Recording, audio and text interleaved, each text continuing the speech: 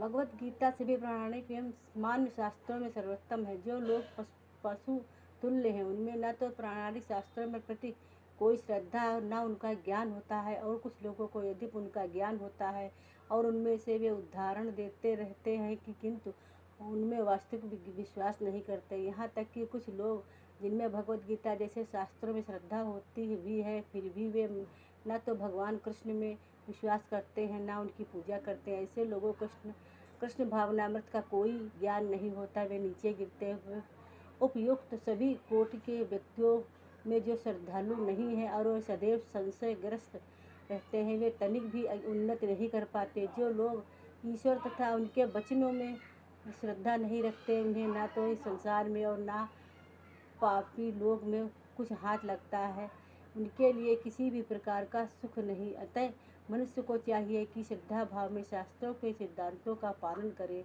और ज्ञान प्राप्त करे। इसी ज्ञान में मनुष्य आध्यात्मिक अनुमति के दिव्य पद तक पहुँच सकता है। दूसरे शब्दों में आध्यात्मिक स्थान में संशयग्रस्त मनुष्यों में कोई स्थान नहीं मिलता। अतः मनुष्य को चाहिए कि परंपरा से चले आ रहे महान आचार्यों के पदचिन्हों का अनुसरण करे और सफलता प्राप्त करे। जो व्यक्ति अपने कर्मफलों का परित्याग करते हुए भक्ति करता है और जिसके संशय दिव्य ज्ञान द्वारा विनिष्ट हो चुके होते हैं, वही वास्तव में आध्यात्मापन्न है।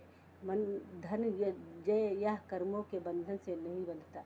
तात्पर्य, जो मनुष्य भगवत गीता की शिक्षा को उसी रूप में पालन करता है जिस रूप में भगवान श्री कृष्ण ने दी थी, वह दिव्य ज्ञान की कृपा से समस्त संशयों से मुक्त हो जाता है। पुण्यात कृष्ण भगवत भक्त होने के कारण उसे श्री कृष्ण भगवान के अंश रूप में अपने स्वरूप का ज्ञान पहले से हो जाता है। तब निसंदेह वह कर्म बंधन से मुक्त है।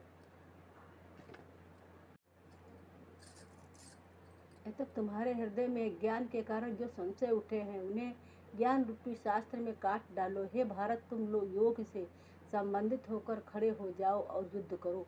तात्पर्य, यह अध्याय में जिस योगानंत का उपदेश हुआ है कि वह सनातन योग कहलाती है। इस योग में दो तरह के यज्ञ कर्म किए जाते हैं, एक तो दिव्य का ज्ञान और दूसरा आत्मज्ञान यज्ञ, जो विशिष्ट आध्यात्मिक कर्म है। और आत्म साक्षात्कार के लिए तृप्त ज्ञान नहीं किया जाता तो ऐसा यज्ञ भौतिक बन जाता है। किंतु जब कोई आध्यात्मिक उद्देश्य या भक्त की ऐसा यज्ञ करता है तो वह पूर्णयज्ञ होता है। आध्यात्मिक क्रियाएं भी दो प्रकार की होती हैं, आत्मबोध या अपने स्वरूप को समझना तथा से भगवान विषयिक सत्य।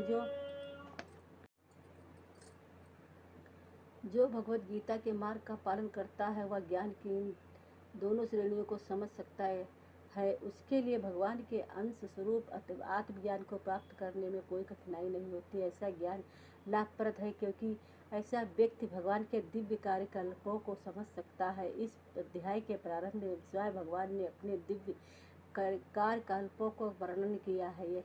जो व्यक्ति गीता के उपदेश को नहीं समझता वह श्रद्धा विहीन है, और जो भगवान द्वारा उपदेश देने पर भी भगवान के सच्चिदानंद स्वरूप को नहीं समझ पाता वह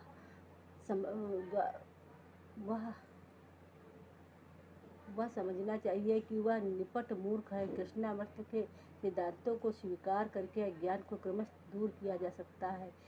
यह भगवान विभिन्न देव यज्ञ, ब्रह्म यज्ञ, ब्रह्मचर्य यज्ञ, गृहस्थ यज्ञ, इंद्रिय संयम यज्ञ, योग साधना यज्ञ, तपस्या यज्ञ, द्रव्य यज्ञ, स्वास्थ्य यज्ञ तथा वर्ण श्रम यज्ञ धर्म में भाग लेकर जागृत किया जा सकता है। ये सब यज्ञ कहलाते हैं और ये सब नियमित कर्म पर आधारित हैं।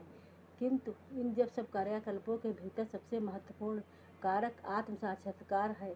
जो इस उद्देश्य को खोज लेता है वही भगवत गीता का वास्तविक पाठक है। किंतु जो कृष्ण को प्रमाण नहीं मानता वह नीचे गिर जाता है। अतः मनुष्य को चाहिए कि वह सेवा तथा समर्पण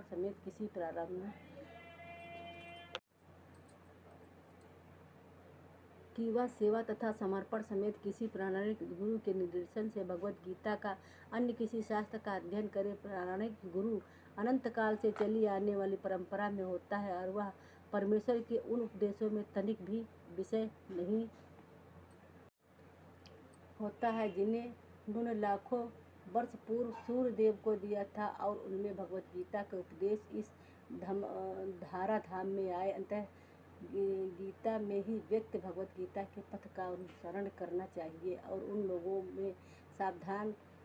से सावधान रहना चाहिए जो आत्म सालथ्यावश अन्यों को वास्तविक पथ में विषय करते हैं। भगवान निश्चित रूप से परमा पुरुष हैं और उनके कार्यकलाप दिव्य हैं। जो इसे समझता है वह भगवत गीता का अध्ययन शुभारंभ करते ही मुक्त होता है। इस प्रकार श्रीमद् भगवत गीता के चतुर्थ अध्याय दिव्य ज्ञान का भक्ति वेदांत तात्पर्य पूर्ण हुआ। जय श्री कृष्ण।